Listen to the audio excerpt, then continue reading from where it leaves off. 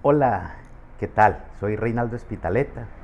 profesor universitario y también orientador de algunos talleres de lectura y de literatura en la ciudad. Y hoy quisiera proponerles a ustedes un adentramiento breve, por supuesto, en la novela La muerte en Venecia, ¿cierto?, de Thomas Mann, de este gran escritor alemán que fue premio Nobel de Literatura y uno de los intelectuales y estetas más importantes del siglo XX en el mundo. Como todos sabemos, Thomas Mann, ¿cierto?, nació en Alemania en 1875 y desde muy joven pues ya mostró su talento para la escritura. Recordemos que a los 25 años ya ha producido una obra monumental que son los Buddenbrooks y algunos de cuentos maravillosos como El armario, que recuerdo en este momento. Hoy quisiera entonces proponerles sobre Muerte en Venecia una especie de enfoque, ¿cierto?, que tiene que ver con la estética, pero también con la creación literaria. Recordemos que el protagonista de esta novela breve, que es una de las novelas breves más perfectas del siglo XX y yo creo que de toda la historia de la literatura, eso que llamamos el género de novela corta, que los franceses llaman la nouvelle y que nosotros de pronto en español también le pudiéramos decir noveleta, pues alcanza un grado de perfección en Thomas Mann con esta obra que estamos referenciando, y tenemos ejemplos clásicos como La Metamorfosis de Franz Kafka y desde luego una obra maestra de la novela corta también puede ser La muerte de Iván Ilich de León Tolstoy. Entonces el protagonista de Muerte en Venecia, recordemos, es un escritor que llega a los 50 años, Gustav von Aschenbach, que vive en Múnich, en una parte, digamos, rural, como en una suerte de finquita, y de pronto llega un momento también en que la escritura y la inspiración, que no es más que trabajo, por supuesto, se puede agotar, y él en un encuentro casual, recordemos, con un forastero muy cerca del cementerio de Múnich, ese encuentro lo lleva a Gustav, que también puede ser una encarnación, se ha dicho, del gran compositor alemán Gustav Mahler, lo lleva pues a hacer un viaje, ¿cierto? Un viaje, y ese viaje va a ser un viaje trágico, un viaje que además el escritor Gustav va a descubrir la belleza en otros aspectos, y esa belleza va a estar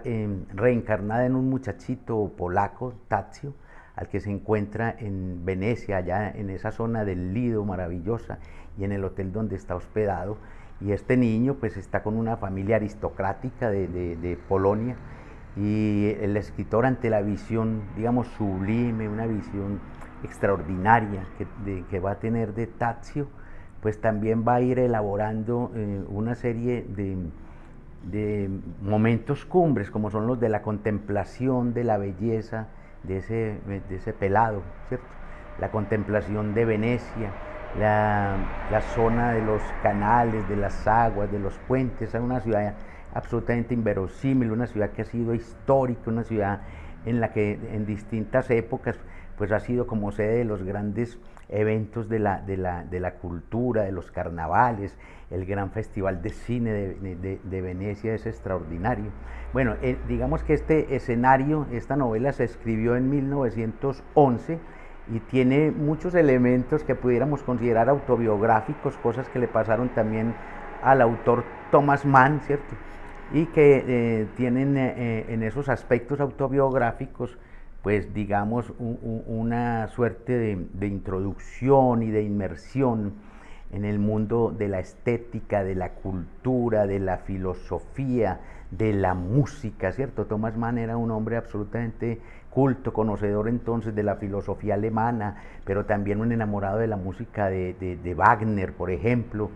y sobre todo también se va a basar en la vida de Mahler, un extraordinario compositor, ¿cierto?, del que todavía hoy pues algunas de sus obras son como incomprendidas por mucha gente en el orbe. Y recordemos un poco pues una novela que se llama El Doctor Faustus, también es una suerte de homenaje a otro gran músico, a Schoenberg, ¿cierto?, el creador del dodecafonismo. Bueno, pero no nos desviemos y volvamos entonces a Venecia, a esa ciudad de los canales, a esa ciudad de encanto donde va a estar Eschenbach, ¿cierto? Mirando y contemplando todos los días durante 4 semanas a ese pelado, ese adolescente extraordinario en su forma de vestir, extraordinario en su fisonomía, extraordinario para él porque es como una especie de confrontación, uno con el deseo, pero por el otro lado con la inspiración, ¿cierto? Con lo que es el asunto de la belleza. Por eso en esta novela vamos a encontrar incluso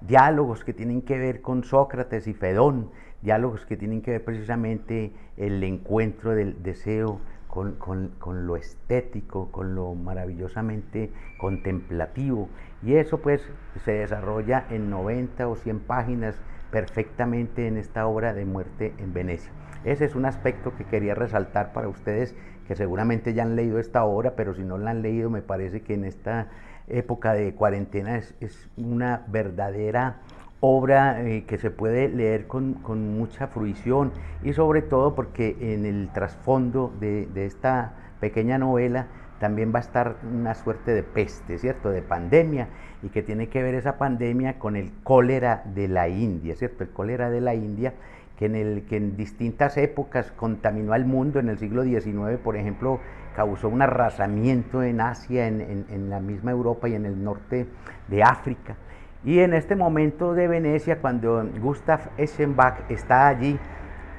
pues ahí está la peste, pero las autoridades, curiosamente, y para no, digamos, molestar a los turistas, para no evidenciar que hay un peligro, ¿cierto? Un peligro latente,